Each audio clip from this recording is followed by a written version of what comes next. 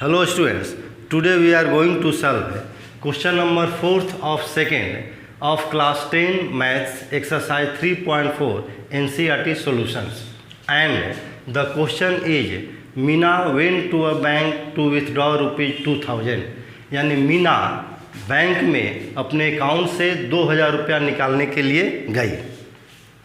She asked the cashier to give her ₹50 and ₹100 notes only.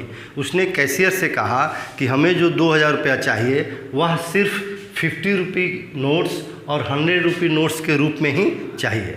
इस तरह है Meena got 25 notes in all. इस तरह मीना को 25 नोट्स मिला, यानी 50 रुपया और 100 रुपये का नोट्स मिलकर नोटों की जो संख्या थी वह थी 25। Find how many notes of ₹50 and ₹100 she received. अब आपको बताना है कि बैंक ने मीना को 50 रुपये के कितने नोट्स दिए और 100 रुपये के कितने नोट्स दिए। तो जब भी वर्ड प्रॉब्लम में जब दिया हुआ हो, वर्ड प्रॉब्लम का क्वेश्चन हो, खासकर लीनियर इक्वेशन इन 2 वेरिएबल्स में, तो हमें इक्वेशन फॉर्म करने के लिए वेरिएबल x और y के रूप में जो अननोन क्वांटिटी होता है, यानी जो क्वांटिटी फाइंड करना होता है, तो मैक्सिमम क्वेश्चन में हम उसी क्वांटिटी को x और y सपोज करते हैं जो फाइंड करना होता है। तो यहाँ पर फाइंड करना है कि मीना को 50 रुपये के कितने नोट्स मिले और 100 रुपीज़ के कितने नोट्स मिले। तो सपोज कीजिए let the number of 50 rupee notes be x and 100 rupee notes be y, यानी 50 रुपये के x नोट्स मिले और 100 रुपीज़ के y नोट्स मिले। तो इस तरह टोटल नोट्स का जो नंबर था वह 25 था और 50 के x हैं और 100 के y है। तो according to question x plus y equal to 25, यानी नोटों की जो संख्या होगी वह 25। ये इक्वेशन फर्स्ट। फिर जब इसका हम वैल्यू निकालेंगे तो एक 50 रुपीज़ का एक नोट का वैल्यू है ₹50। तो इस तरह x नोट्स है, 50 रुपीज़ के 2 नोट्स होंगे तो उसका वैल्यू कितना हो जाएगा 50 × 2। इसी तरह 50 रुपीज़ के 3 नोट्स होंगे तो कितना वैल्यू हो जाएगा 50 × 3 यानी 150। इसी तरह 50 रुपये का 4 नोट्स होगा तो 50 × 4 यानी ₹200। उसी तरह 50 रुपये के यदि x नोट्स हैं तो इसका जो वैल्यू होगा वह होगा 50x, और जो 100 रुपये के y नोट्स हैं तो इसका वैल्यू होगा 100y, और टोटल वैल्यू जो उसको लेना था दैट इज ₹2000। ये इक्वेशन सेकेंड।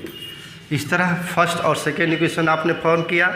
यहाँ पर ध्यान दीजिए सेकेंड इक्वेशन में 50 जो क्वांटिटी नंबर है वह प्रत्येक टर्म में फैक्टर है, यानी कॉमन फैक्टर है। तो जब भी किसी इक्वेशन के प्रत्येक टर्म में कोई नंबर कॉमन फैक्टर हो तो बेटर होता है कि उस नंबर से उस पूरे इक्वेशन को हम डिवाइड करके इक्वेशन को छोटा करते हैं। तो यहाँ पर 50 से यदि हम डिवाइड कर देंगे तो होगा 50x बाई 50, यानी x plus 100y by 50, 2y equal to 50 से इसको डिवाइड कीजिए 40। अब यह इक्वेशन सेकेंड ये हो गया। इस तरह first equation x plus Y equal to 25, second equation x plus 2y equal to 50, और जो x का जो यहाँ पर टर्म है कोफिशिएंट सेम है। तो सॉल्व करने के लिए एलिमिनेशन मेथड सॉल्व करने के लिए फर्स्ट में से हम सेकेंड को सब्ट्रैक्ट करेंगे। After subtracting equation second from 1, x plus Y equal to 25 and x plus 2y equal to 40। Subtract करना है, साइन चेंज हो जाएगा सेकेंड इक्वेशन का, प्लस माइनस होगा, ये भी प्लस माइनस, ये भी plus minus, plus x minus x cancel, plus y minus 2y minus y equal to 50 minus 45, यहाँ हो जाएगा -15।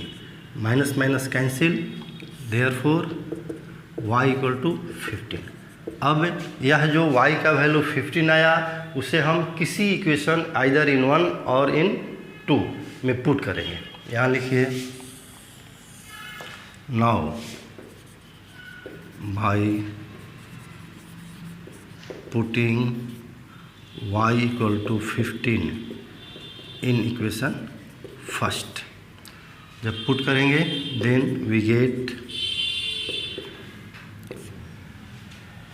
फर्स्ट इक्वेशन जो है x plus Y equal 25, y की जगह 15 रखिए तो होगा x plus 15 equal to 25, therefore x equal to 25 minus 15 equal to 10।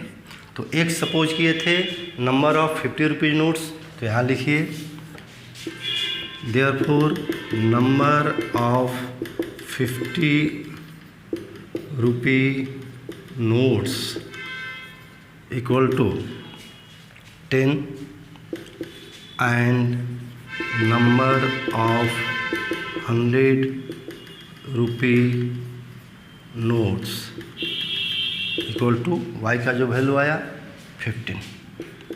अब आप चेक भी कर सकते हैं 50 रुपये के 10 नोट्स हैं तो इसका वैल्यू कितना हो जाएगा 15 टू 10 रुपीज़ 500, और 100 रुपीज़ के 15 नोट्स हैं तो इसका जो मल्टीप्लाई करेंगे तो वैल्यू आएगा 1500, और 1500 प्लस 500 यानी 2000 रुपीज़ जो उसको मिलना था वो उसका इक्वल हो गया। इस तरह क्वेश्चन 4 जो है वह फिनिश हुआ।